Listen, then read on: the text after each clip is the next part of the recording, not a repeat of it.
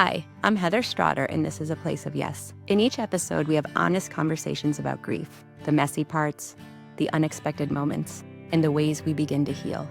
Through heartfelt stories and expert advice, my hope is to offer you comfort, connection, and a reminder that you don't have to navigate this alone. Today, I'm joined by Rooster Rossiter, founder and president of Ainsley's Angels. Rooster is a father, veteran, and grief advocate who turned the loss of his daughter Ainsley into a national movement for inclusion and connection, one that now includes over 40,000 participants across the country. We talk about what it means to feel the highs and the lows fully, how grief shaped his marriage and identity, and the importance of naming and honoring even the losses that don't stem from death.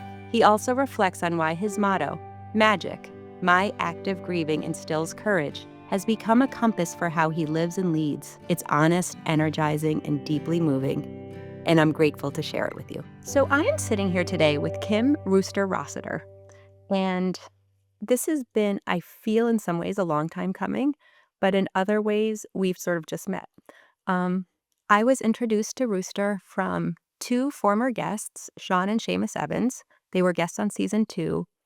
And honestly, I've known the Evans family for years because through my organization, Jake's Help from Heaven, we've just worked with them. So I'm grateful for Sean for connecting us, and I'm grateful for Rooster for being here. He is best known, at least in my world, for being the founder of Ainsley's Angels. We share a lot of commonality in the fact that we both lost children, and we both have done our darndest to figure out how to do something positive from that loss. So welcome to the show, Rooster.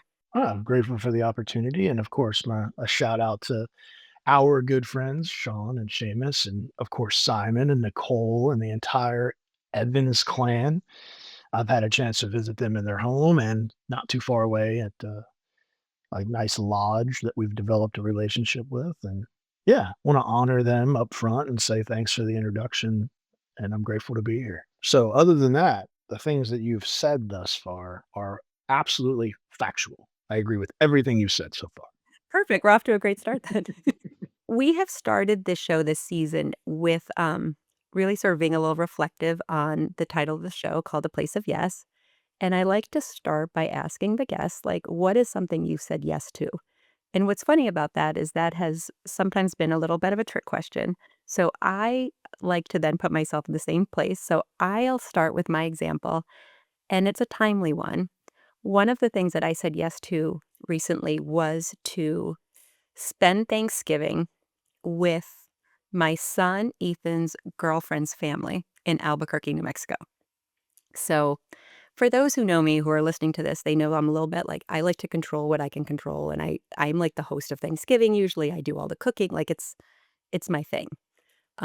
So to just be at the mercy of someone else and go with the flow was harder for me than I would have thought, but I have to say, having come back and having spent 3 really fun days in Albuquerque in a totally like, just a totally different space was great, and it was one of those things, and it was one of those places where it reminded me that the yeses are important and to just keep things simple and easy and appreciative. Um, it just put me in a really as good of a headspace as I can be this time of year because life can be good, it can be beautiful even when it's hard. Hmm. So that is my yes. How about you? Well, that's beautiful. Really beautiful. And I guess I would, before I get into mine, I would just see you where you are and say that that took a lot of courage for you to do that. It took a lot of embracing vulnerability for you to do that. And that's amazing. And it should be seen. It should be recognized, not only by you, but by those that do know your history and do know how difficult it might have been to give up control. And I think that really ties into where I would find myself answering the question. And it would rest in this idea of saying yes to being vulnerable or saying yes to actively grieving my daughter's loss. This audio recording, this podcast is coming to our listeners on what would have been Ainsley's 22nd birthday. And I've known people in my days who have a lot of difficulty in saying yes to grieving publicly or non-publicly, just grieving actively the lives of those that have gone before. And I can't help but say that by my willingness to say yes and finding a way to actively grieve, it's led to a pretty beautiful legacy, Ainsley's legacy, that I get to be the president of. So I would just say that I've said yes to actively grieving and to being vulnerable in that journey. It's almost as though, well, you just teed me up for what was going to be one of my opening questions, so perfect. Um, on your website, and I spent some time on it last night, just kind of like looking at the different videos and looking at the different people involved with Ainsley's Angels. And on that video that's right in the front, one of the first things it says, about how you have to feel the highs and the lows. And, I watched that kind of part of that clip over a couple times because that resonates so much with me. And it's something that I think a lot of people, and maybe not a lot of people, but I think it's something that people often don't let themselves do. Like, to your point of like actively grieving or Yeah. to let yourself be in that low space sometimes. And because of that low space, sometimes at least for me, I can appreciate the highs. And I want to kind of address your point that when this comes out, would have been Ainsley's 22nd birthday. And also a week from today, so a couple days before that, it's gonna be 15 years that I've lost Jake, so I feel like we're both in this a little bit of a different headspace, right? Like, it's easy sometimes to do this work easier to do this work, and sometimes I find it harder, and these dates are harder sometimes, so and maybe that's why you have to feel the highs and lows hit me at such a good point. Where did that like, understanding or where did that come from for you? Because I know it took me a while to accept that or feel that. So just a lot of appreciation for you bringing that up because I feel like there's a lot of times in our journeys where we will numb the lows. We'll numb the lows, and we'll do that through isolation, through substance, um, through really dark, just through darkness. But on the other side of the coin, we will find ourselves really excited and happy when our favorite team wins, or when our child hits a milestone in their journey, or when something really exciting just happens in our life where we want to sing from atop the mountains about how exciting that is. Um, the answer to your question of where did that come from? It came from a whole lot of reflection in the past 10 years. Because while it's Ainsley's birthday today, Ainsley's death anniversary or whatever we're gonna call it is coming up in I always February. struggle with what to call it. Yeah. It's coming up in February, and it would have been 10 years. And so that's kind of a high and a low, but also it's kind of a high and a low. In other words, the birthday can be a high, but it can also be a low as we think about what could have been.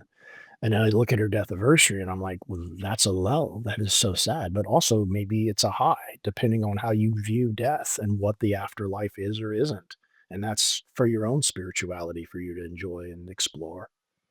But no matter how those dates hit you, whether it's the birthday or the death day, it's completely up to you. Here's the key to it. And I'm going to answer your question now with where did that come from? It came from a lot of self reflection, but it came from a lyric from my favorite band. The band is the Counting Crows, not to be confused with any other crows or any other counters. The Counting Crows from the Oh, early I was 90s, Adam Duritz. gonna say we must be the same age because Yes. So Adam Duritz, a wonderful songwriter and singer, the lead frontman for the Counting Crows, have been around for 30 years. Do your own research. Think of Mr. Jones and Me or Accidentally in Love from the from Shrek for some of you.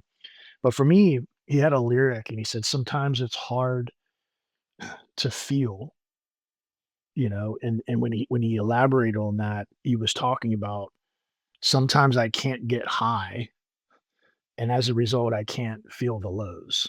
And he goes into this little journey, and I ran with it, and I was like, well, when I first heard him say, "I can't get high," I immediately thought to and again, listeners, I'm a retired Marine, like, I was not allowed to smoke marijuana or use substances.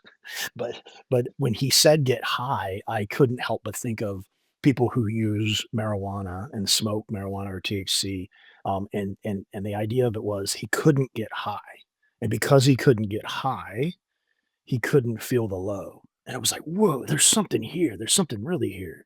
So, like, if you can't feel the high or get high, then you can't feel the low or be low. And at the same time, what happens if you get to a point of your journey where you can't feel the highs because you have numbed the lows?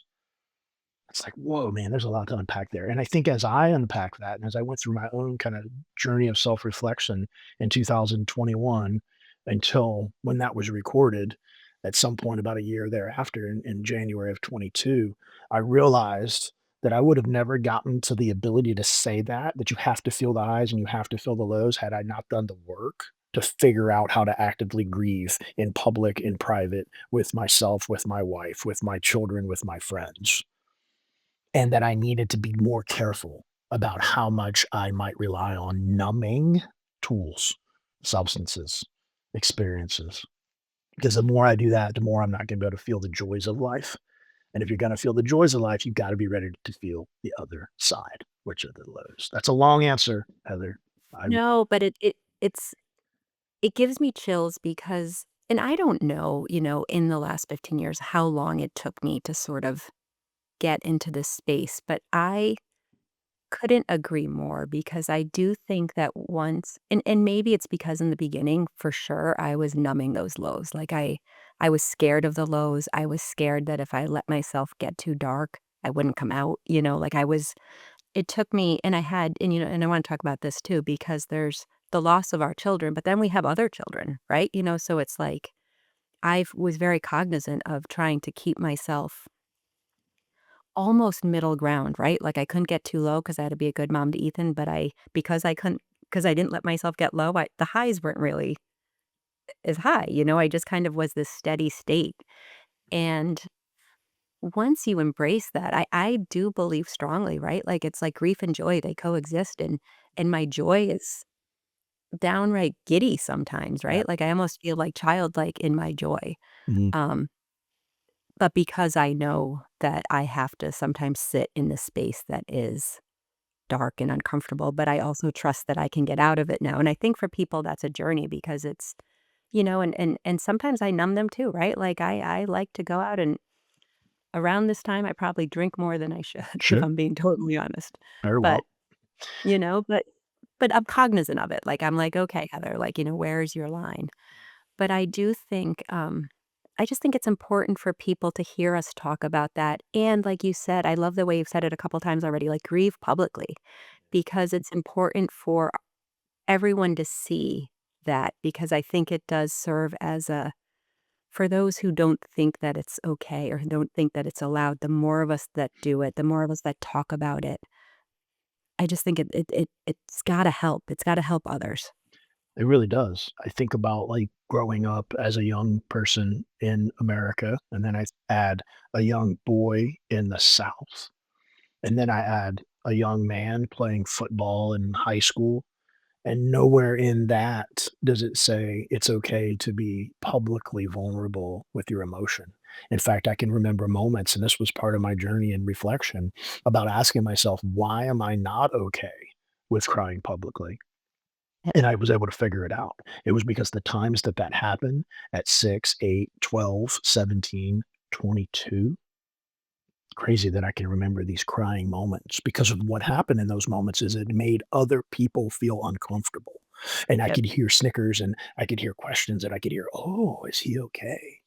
And it made me after 22 years of that realize, "Hey, you know what, buddy? If you're gonna do that stuff, you really need to do it in private because it's not making other people feel okay about their own selves in the moment."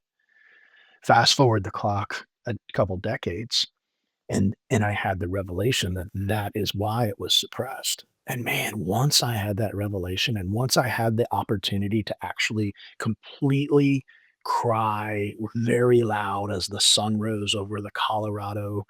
It was in the Colorado in the mountains and the sun is rising. And as I just fell down and to my knees and then to my butt, and I put my head into my hands, and you know what? I was with people. And those people didn't say, "Is he okay?" or snicker or ask questions. Instead, Heather, they put their hands on me quietly. It was a top 5 life moment It's because beautiful. I was being told by no words that Yeah. it was okay to do that, and now I'm like, "If I can cry every day, this is good." And with it though, and I wanna hear your response to that, but with it though came this, to your point earlier, this ability to feel the lows in the lowest way led to an ability to feel the highs in the highest way. And if you know anybody that knows me, they're going to say, "Man, Rooster's always on. His energy's always high. He's always excited and high on life." And the reason I'm even higher on life now is because I've figured out how to navigate being low in life. It it's so spot on, and it's funny, this is a silly example, but, um, so we came home from the Thanksgiving away on Friday, and my son and his girlfriend came with us, and they just left this morning to go back to school. But yesterday, we were decorating for the holidays, and we had gotten our Christmas tree, and I woke up, and I was like, and both Ethan and Leah were like, "Well, look at you, like, you're so happy today." Like, I was like a child, like, it was like, and part of me in my head was like, I'm not as eloquent with it, but it's that, like, I right now am in sort of part of my lowest lows, and I can feel it, and I was, like, the dentist canceled on me this morning, and I was snappier than I should have been, like, just ticked me off, like, I'm on edge.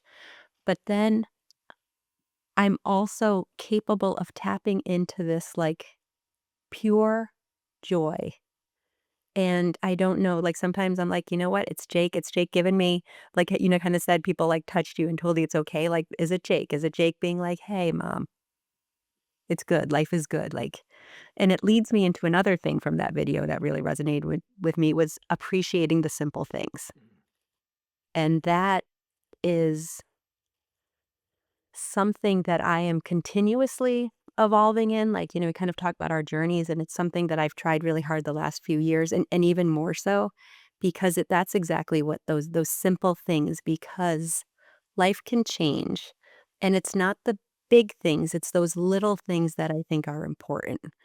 And, back to my dentist story, like, it's telling myself, like, "Heather, is it that big of a deal? So you're not going to the dentist today, even though you scheduled around it. You'll go when you go, who Mhm, cares? Like, is it worth getting upset about?" mhm. And the answer is no, right? So those moments that we have learned through our losses, that you just life can change, and just appreciate, be kind, be there for people, like, all of those things. I'm kind of off on a tangent now, but it's all connected to me, right? It's like we live this life that is so, in some ways, hard, but it is also so beautiful. I mean, at its core, Heather, what you just identified is your ability to, again, feel the highs and lows and not be overly kind of numb against those things. But here's the rub, though, and what I really want to highlight for the listener is Rooster and Heather are not telling you how to navigate this journey. Rooster and Heather are just simply sharing how we've navigated this journey, Correct. and it's completely up to you to figure out how you want to do that. And the first step is to feel the low, then to feel the high, and then to figure out, am I doing anything in the middle in my spare time that might be negatively impacting my ability to feel the high? And if you can't feel the high, and that's the thing, depression's real. When you're depressed, you can't feel the high. And 9 times out of 10, if you really pull it back, there's something that's added, this third element that's not a high or a low, but there's something else in there, I think, that's stopping you from feeling the high and perhaps keeping you in the low. But you're like, well, if I was numb, then I wouldn't be able to feel the low. Well, some numbers induce the low. And that might sound confusing and convoluted, but one of the things I want to come back to what you said was appreciating the little things. Specifically, within every one of us, positive psychology says are 24 character strengths. And one of them is appreciation of beauty and excellence. And the little things is the sun rising, The little things, it's the beautiful meadow or the frost on the ground or the way that the water drips off of the roof or the way that that cool wind feels when it hits your body and you can feel the wind. These are the little things that you can be appreciative for their beauty, for their excellence. A lot of us don't necessarily stop and smell the roses because of the hustle and the bustle and of life and all the things that happen in life that bring us to the low. But man, if you could be in a low and actually stop and find the courage or the mental stability to smell the rose, to appreciate the sun's warm as it's coming over the horizon or dipping below the horizon, gosh, that's a medicine. And those No, medicines, God, they're so powerful. so as you talk about that, that got me thinking about, and I wanted to make sure um, so Ainsley would have been 22.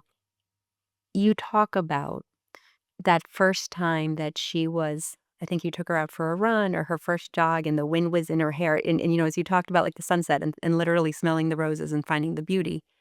Ainsley, you took her out on her first jog. She had a smile, like she experienced pure joy, right? Like there's that simple joy.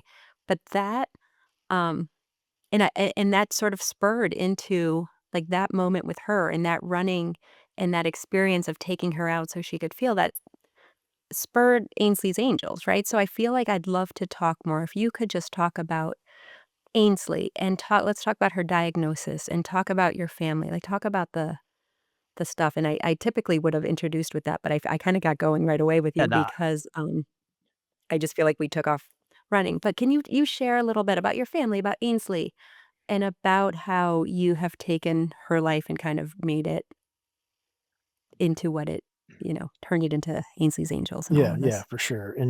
And listener, if you're at this point and you might be like, you know what, I don't really need to hear about these nitty gritty personal details. I just kind of need like the prescription for the medicine for how I can find a way to get to yes or find myself in a position of yes. Then I hear you.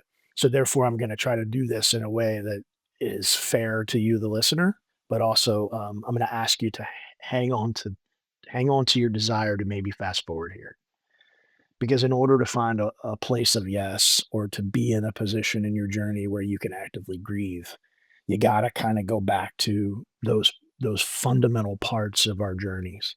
And so while a listener might be thinking about a certain part of their journey, or maybe Heather, where you might be taking yourself back to when Jake was born, that's what I invite the listener to do here as we navigate this.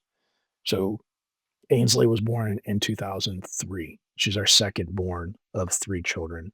Her older sister, Briley, had her by a couple of years, and her younger brother, Camden, followed a couple of years after Ainsley.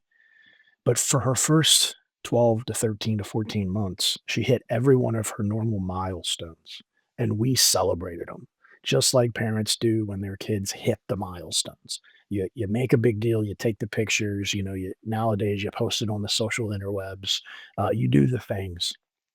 And what happened at some point around month 12 to 14 to 15 is that mom's intuition kicked in and was like, there's some milestones that are not being met. And those milestones essentially led mom to talk to primary care managers about them.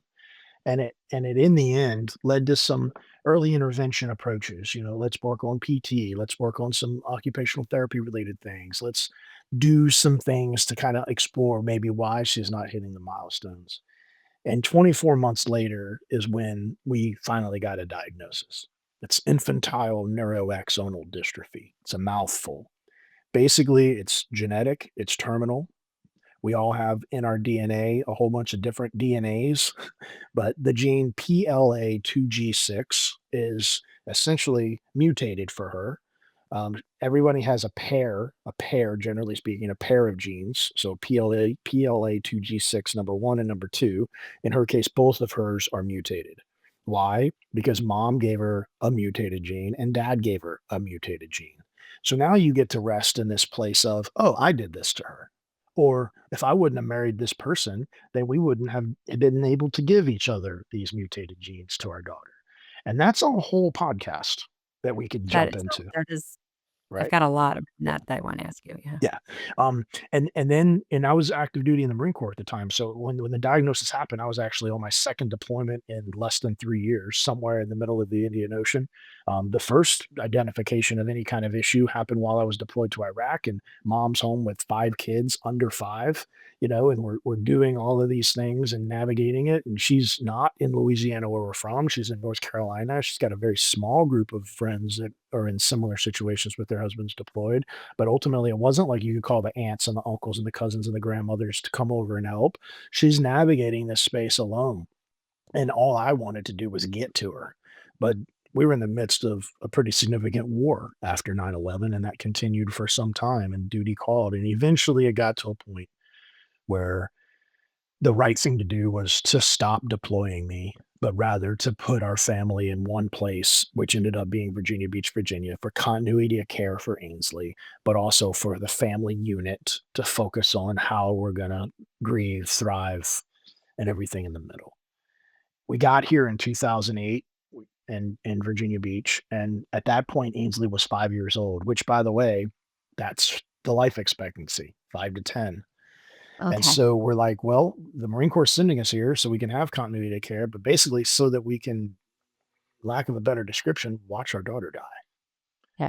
Well, that's one way to look at it. The other way to look at it is we could have poured a bunch of energy into testing and trying to figure out this or trying to figure out what causes this or trying to be raising money for research. And I'm not knocking anybody that does that. But we chose a different route, which was let's bring Ainsley out to the world. Let's show her to the world. Her energy's real. She's angelic when you're in her company. And that's not a biased father saying that. Anybody who's hearing my voice right now who met Ainsley can attest. She had angelic energy. And that energy is something that we couldn't keep to ourselves. So we'd bring her out in the world. We'd get the stares, we'd get the points, but we would Yeah. talk to people about it. Like instead of staring, you can say hello or do you have a question, young 7-year old? There's a lot of stories out there about engaging with others. But that's what led to this idea of going for a run. Her physical therapist told us that there's a new entity called Team Hoyt Virginia Beach that's just getting started. And we got to take her down there. And you mentioned this idea about how Ainsley being able to show pure joy in going for a run. Here's the piece that's important to point out. I was not behind the chair that day pushing her. I was actually in front of her as she was running toward me. And the reason for that is I wasn't a runner. I didn't know anything about the running world and a 5K and registering and getting a bib on your chest. So by the time we got down there and Ainsley took off in this chair, because again, this entity called Team Hoyt Virginia Beach was just getting started. They had a chair for her, they had a rider for her, they took off. And the physical therapist looks at me like, I thought you were going to run with Ainsley today, Marine. And I'm like, well, I was, but I don't know what I don't know about anything. She's like, it's an open boardwalk, go. Which for the runners who can hear my voice right now, they're saying, wait, so your first run, you were a bandit? And I'm like, yes, I was guilty. Ha ha. But That's I'm funny. grateful. But I'm grateful for it because it was an out and back course, 1.5 miles, turn around and come back. This guy's running sub 6 minute miles. It was amazing. Him and Sean Evans should have raced each other one day. Sean Evans is unbelievable. Yes. For everybody who's listening, Sean and Seamus ran the Boston Marathon in like 2:45 or better, which is absolutely ridiculous. Insane. We Ridiculous. digress. So as they're hitting mile 2, because remember they went out and back, so they're at mile 2 and I'm at mile 1, and it Ooh. was that 100-yard close where I could see them running at me and they could see me running at them, and we were coming to each other, and that's why I got to see her face, Heather.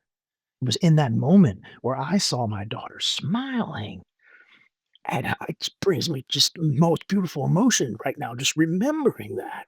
Oh, that's such a beautiful I Yeah. assumed you were pushing her. That is so beautiful. So you saw it, like, face to face. Yes, I saw it face to face. I saw the the sensory integration coupled with the wind, coupled with this nonverbal communication that says, "I love this." That says, "I love this." It says, "I love this, and I wanna do more of it." That's what I got. And I said, "That's what I'm gonna do. I'm gonna become a writer for my daughter." And that is August of 2008, Virginia Beach, Virginia. And so the video that you watch that has me kinda explaining that, and there's this moment in it where I say it was like the sun, and I moved, and the sun actually came up in the video to where it was right there. It was so powerful and beautiful, a wonderful testimony of cinematographic storytelling, brought to me possible by our friends at ASICS. That's a whole long story. They reached out, they captured it, and now we have it forever. So if you want to watch the video, I'm sure we could put it in the show notes. It's on our website, but it's also on the Angels Angels YouTube. It's called, Hear the Story of Our Origins, where it all started. Um, anyway, gosh, okay. I just talked a whole lot. Let me pause. No, but that was great background because some of it I knew, but a lot of it I didn't, and one of the things that I had to talk about, was, I knew Ainsley had the diagnosis, and what I didn't know was how similar the beginnings of Ainsley and Jake were. So Jake was completely healthy, first 8 months, met all the milestones, Mhm, actually met them early, not that you compare your kids, but Jake was our second, so Ethan was our first, so, Ethan did it at this point, like, you just kinda knew it, and they were only 15 months apart, so it was all super fresh, and I was like, "Oh, Jake did it quicker." Like, mm, Jake, mostly because he was trying to keep up with his big brother until 8 months, had a seizure. One of the things that I wanted to talk to you about, and it's interesting because I think it doesn't actually matter in the way that you did it, and it's so similar to Jake, but you had a diagnosis. I've talked about this on the show before. I've done writing about it. Like, one of the things that all these years later still kinda stresses me out, for lack of a better word, is that we never got a diagnosis, right? Like, I still don't have an answer. I don't have something to be angry about. I don't have something to blame. I don't have something to hate. Like, I don't even know if to blame myself and my husband, sort of how you said, we each had a gene that, like, I don't have that, and I don't know if it would help or not. But what just actually made me feel better is because you talk about, like, some people throw money into research, some people, like, with that are fueled in different ways, but you were kinda like, "Screw it, we're gonna live, we're gonna take her out." And because we didn't have a diagnosis, we had no choice but to do that. Because, I always wondered if we would do it differently, but I could always hang on. Without a diagnosis, I had hope, right? I didn't have a sentence. I didn't have an age to compare to. I mean, we maybe naively, we thought Jake would be like, we were concerned about what would happen when we were gone and if Jake was still living. So him passing away was not really something that we spend time thinking about or mm, dealing with. We just didn't. We just figured out how to live our life mhm, publicly.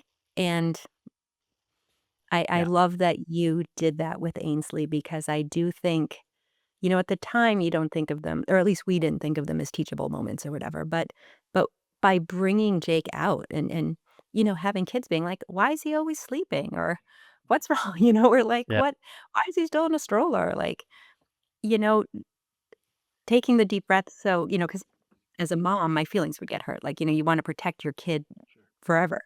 But at the same time, we tried to see it as like, yeah, you'd rather have the kid ask the question than just stare or like talk about it and educate. So I love that part of living publicly still. yeah, We yeah. talked about it with grief, but even before. Well, here's where I'll respond to you with that and say that when we talk about it in grief, grief isn't just death.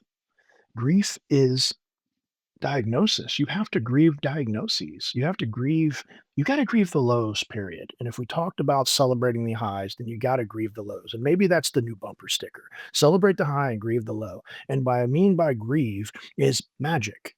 My active grieving instills courage. Because if you're going to actively grieve, you're going to get courage to keep going. And I encourage people to actively grieve publicly, but you can also actively grieve in the confines of your home with those that are closest to you. You can actively grieve with yourself. When Ainsley passed away, or I'm sorry, when Ainsley's diagnosis happened, there were things that I look back on that I was doing celebrating her life, bringing her out to the world. That's actively grieving the diagnosis. That's not ignoring the diagnosis. That's educating people on it. And then after Ainsley passed away, I ran every single day outside for 4 years. And I don't want to get into my run streak, but I did it because I connected with her the most in those moments. I was actively grieving her death. It was magic. It was magical for me to go out there and to feel her energy. Shoot, the day she passed away, I went for a 1 mile run because that is felt it felt right. It felt like a connection point. And I'm bringing all that to the listener today to say that we have an opportunity to experience magic. My active grieving instills courage to actively grieve a diagnosis, to actively grieve those moments that happen to us along the way, hospitalization, hospice, death. And if you actively grieve them, that means you're not pushing them in the corner. You're not ignoring them. You're not compartmentalizing them. You're seeing them for what they are. And sometimes they hurt, they sting, but it's just like a scab or a bruise or something else on your body. The only way you're healing is if you go through the ugly part. And the ugly part requires you to see it and to grieve it and to actively appreciate it for what it is. And there are people that might be like, dude, how can you appreciate a diagnosis of terminal illness? Well, you're not appreciating it, you're just meeting it for where it is. Yes, you're gonna go through some denial, and you're gonna go through some anger and all the stages of grief, but guess what? You're grieving, and that's magic. It's I think that's so important too, like, this whole grief isn't just about death, right? Like, grief is can be I've talked to people who are like, "I have to grieve my divorce, I grieve this," and I think back a lot of times to those early and like I said, we didn't get a diagnosis, but our life changed you know Jake went to bed totally healthy, gregarious, awesome, cheery baby one night at 2 in the morning, woke up with a twitchy hand, which we didn't know other than mother's instinct was like, "This is not good, like, we gotta go to the emergency room," Mhm. which, Brian's like, "Maybe it's a muscle contraction," and I was like, "I hope, but I don't think so."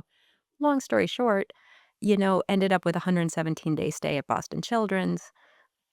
There was so many people at that point telling us that we had to it was okay to grieve at that point, and I couldn't hear that then, like, I did not have the wherewithal to even know what that meant.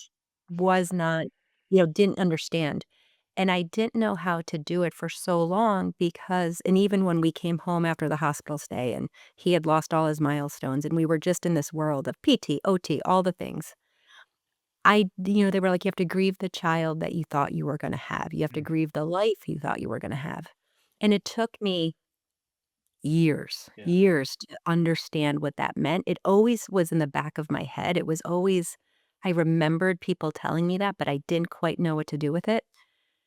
And it took me years to actually grieve that, but it's true, right? Like, that is grieving, like, you do or I had to come to terms with the fact that I thought my life was going to be one way, and it took this almost impossible to imagine pivot. Still, all these years later, Jake's been gone 15 years, and I still can be like, "What the hell happened that night? Like, how did we go from this to that? Like, how did it happen?"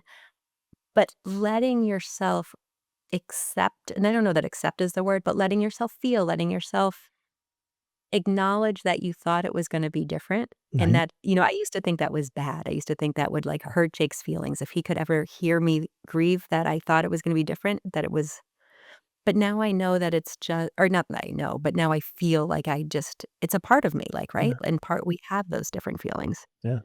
Yeah. I had a father tell me, and Gaines's Angels is 40,000 people across the country, and as a result of that, I get an opportunity to talk to a lot of caregivers, a lot of fellow fathers, and a lot of siblings even who have people in their lives with whether it's terminal or any type of diagnosis. And one of the things that comes up from time to time is exactly the moment when that person realized that they had accepted and or felt like it was okay to move forward with the person that's in front of you versus the person you thought would be in front of you. And one of the gentlemen down in Louisiana, where hunting of game is a popular thing, he would hunt. And at one time he had a chance to bring his young son hunting. And his young son's using a wheelchair to navigate the world. They're helping him, get the gun up to kind of be part of the experience. But he broke down in the woods sobbing on his knees at because it was on that trip that he was very vulgar in the way that he explained it, but he, quote, "I killed the little boy that I thought I was gonna have that day." And I was like, "Whoa, bro, like, that's some heavy stuff." Literally used the word killed. So in his mind and in his psyche, he killed that kid that never happened, and he Yep. embraced and loved the kid in front of him. One that was right in front of him. And Yeah. his life as a father, his wife's life as the mother, and the child's life has thrived since that moment in his description to the point where now, this young man still using a wheelchair to navigate, doesn't have dexterity or use of his arms or whatnot, is a college frat boy. You know what I'm saying? Because his Yep. parents gave him the confidence and they loved him for who he is, not who they thought he was going to be. It's miraculous. It's such a metaphor, right, actually, for all of life, right? Like, you don't need to be a grieving loss or illness or any of that to kind of take away from that, right? Like, we have these visions or these thoughts of what our life, what we would do, what our children will do, and Yeah. there's something refreshing in just embracing what's in front of you. As you said this earlier, and it was important for the listener to hear, I think I want to highlight it. Grieving a divorce, grieving the loss of a job, grieving the fact that your family's moving to a new location and you're leaving all your friends behind, grieving the fact that your final child, your youngest baby, has left the nest for college. Like, these are real life events, and you can choose to suppress them or compartmentalize them like some do with death and diagnosis, or you can choose to actively grieve them, and that will give you courage to go forward. I think magic is the perfect word because it's a positive word vis-a-vis what we're used to in the grieving space of sorrowful words like depression and darkness. It's magical. Make it magical. I love it. Say it again for the audience. Magic's what's it stand for? Yeah, my active grieving instills courage. I was introduced to this within a short period after Ainsley passed away. There's a hospice entity for pediatrics called Edmark, and they're here in Greater Hampton Roads, Virginia. And I don't know that there's many of those entities out there, but when Ainsley entered hospice for peds with Edmark, it ended up actually teaching me that hospice is not a bad word because the things that they introduced us to and the things that they made possible over the period of a year plus that she was in hospice care in our home brought about opportunities and life moments that typically you don't think happen while one is on hospice. So it gives you an opportunity to look at hospice through a different lens and say, like, what are the things that we can do or not do? And the answer is you can do all the things. You just really have to connect yourself with the entities to make that happen. But after Ainsley passed away, they offered a camp and they called it Camp Magic. And our Okay. family went to it, and there were things for the siblings and things for my wife and things for us as a couple. But on the back end of it, that was my biggest takeaway, was that Camp Magic is a wonderful bereavement camp for families, but it's really the magic part, the my active grieving that instills courage that I took away, and I have run with it for the past 10 years. Anytime I get a chance to tell somebody about the power of magic, I do. And I don't know if they're still doing the camp, and I don't know if they've, like, copywritten the term magic or own it or anything, but when it comes down to it, 9 tenths of the law is possession, and I have possessed it. I've put it into my heart, and I own it, and now we're working on creating something in the Ainsley's Angels family because we say, like, strangers yesterday, friends today, family for life, but what happens when the rider passes away? So we're actually actively working on some curriculum to create what we're tentatively calling grief camp.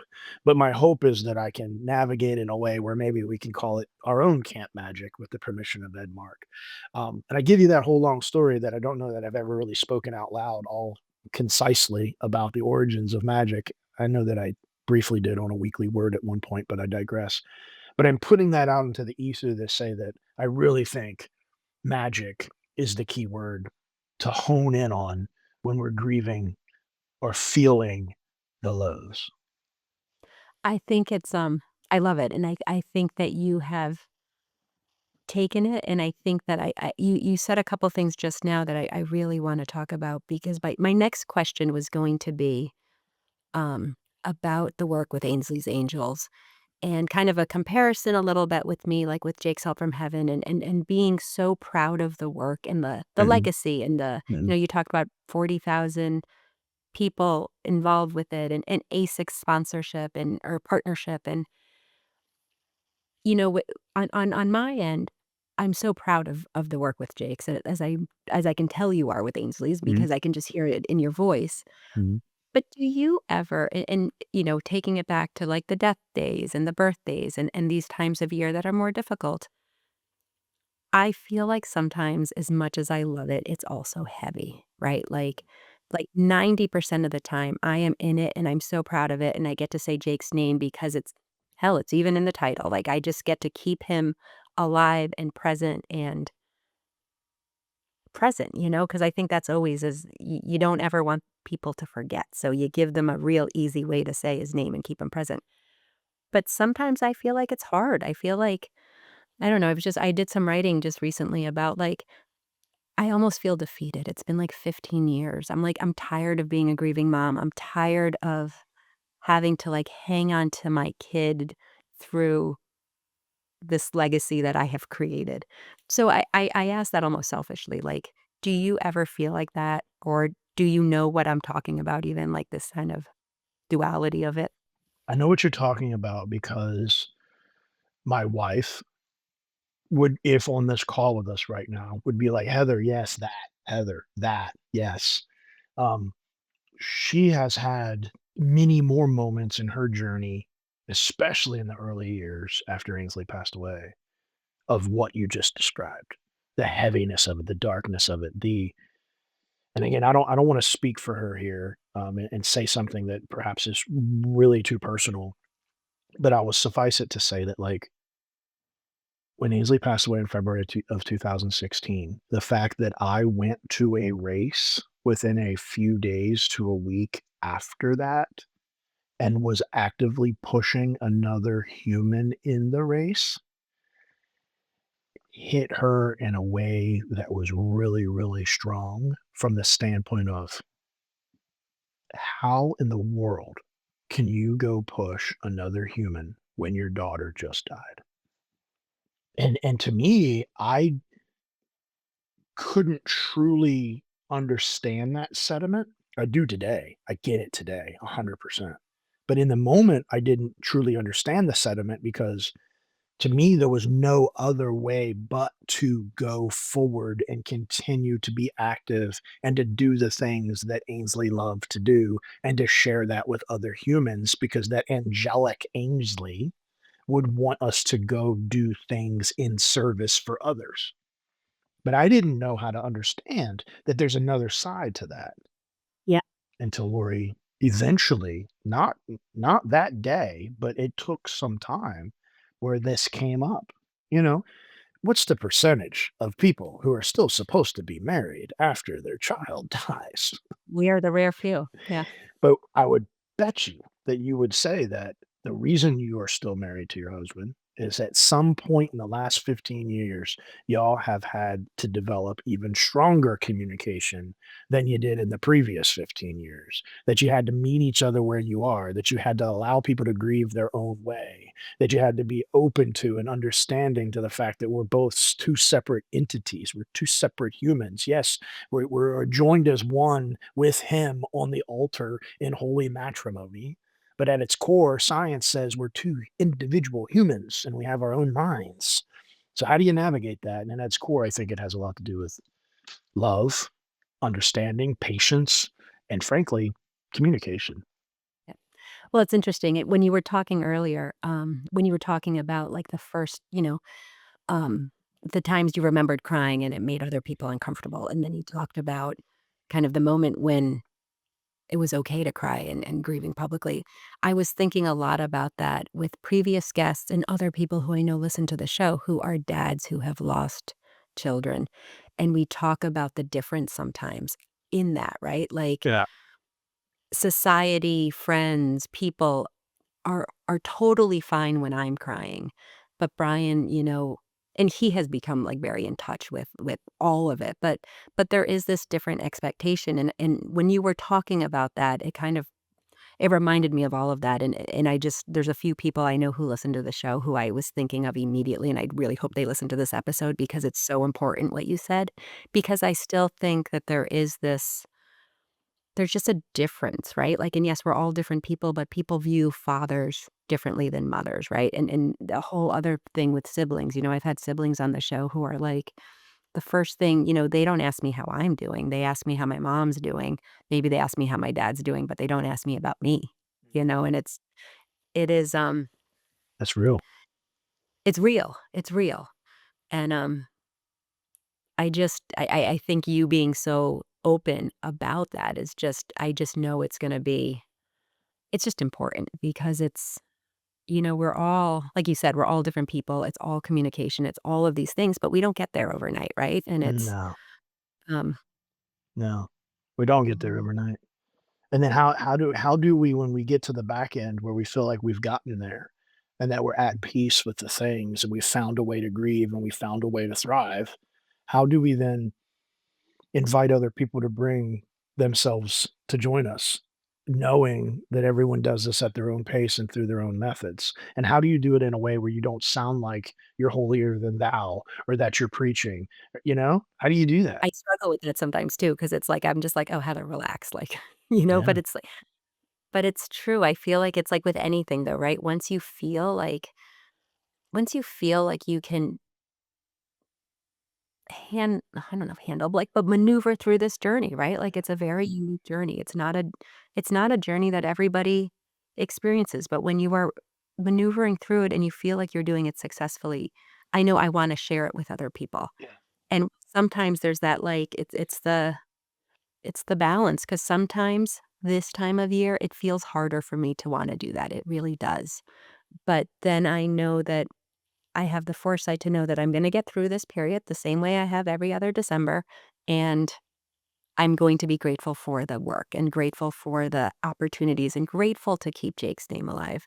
Yeah. Um, I wanted to circle back to one other thing you said because I think this is a similarity that we have that I didn't know, and you talked about running after like, even the day that she passed, I think you said, and you ran for this really long stretch. So I didn't have, like, a super long stretch, but we had talked about, um we didn't say vices, but like, the things that you figure out to deal with. And when Jake died, it Yeah. was pretty unexpected. I was 35. I had a 5-year-old. Like I didn't really know what to do with myself. Like, and I had given up my career because when Jake got sick, he needed 24/7 care. So I only knew how to fill my days with Jake's therapy appointments, doctor appointments, add like fighting with insurance for med stuff. Like that was what I did, and then all of a sudden, Ethan went to school, and I was kind of at a loss.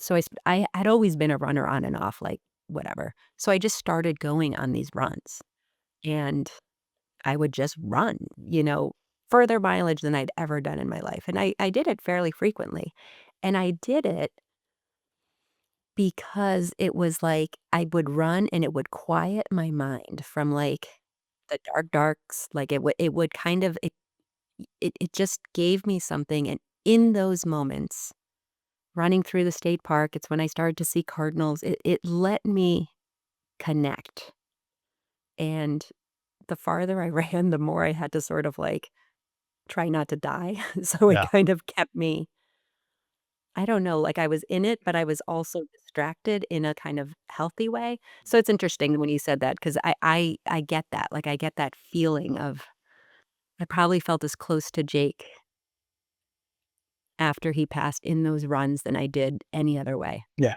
Spot on. And that's beautiful. And I'm glad that you found that because those moments where I connected Ainsley on a run is why I kept running. It's like I want to feel that again. I want to be there again. It's beautiful. I'm very happy that you found a way to connect with Jake post death in such a beautiful way. Um, One of the things that I think is worth mentioning though is that while you would do that and you poured your energy, firstly, you lost identity. So when your son passed away, you lost your identity. And I watched my wife navigate that space of feeling like I lost identity. I'm Ainsley's mom. I'm Jake's mom. Obviously, you have other children, but like at its core, you're the 24/7 nurse. And then you pour your energy into the creation of a nonprofit and to running, and you use the word distraction. And ultimately, that's honestly that's kind of part of what it is. So while it's a way to connect, it also was a distraction. I set the stage with that to say this: if we don't truly take the time to discover the feeling part of it, the highs and the lows, that when the distraction disappears or you can't run anymore because you got injured or the nonprofit just gets to be too much work or too mundane or you're not feeling the connection or the passion that you did before, then what? Then you're left losing identity again, losing your medicine again. And I will tell you, when COVID happened, not only did I get diagnosed with diverticulitis and have to go in the hospital for 5 days, but that also caused my run streak to end, and then it also caused the world to close down, and then it also caused me to spend a lot more time in my house, and then we couldn't do as many Ainsley's Angels runs because nobody could be in public together, and we created ways to thrive and to overcome, but it was during 2020 where for the first time in my journey, because I had just retired after 25 years in the Marine Corps in 2018. So 2 years after retirement, we're in the midst of COVID. I get sick. I'm in the hospital. Basically, everything that I had done to distract myself or to do to feel connected to Ainsley had suddenly had some type of pause or stop applied to it. And it's in that time where this journey of vulnerability and inward looking and trying to figure out what is what, and this discovery about it's okay to cry in public through the Travis Manion Foundation's Spartan Leadership Program. It's a veteran service organization. I was able to have that 7-month period of reflection. And so why am I telling you this? Because ultimately we all have to find the time to hit the pause or hit the stop button and to reflect, because it's until we reflect that we're not gonna, I think, be honest with ourselves, and those distractions will continue to be effective for us until they're not.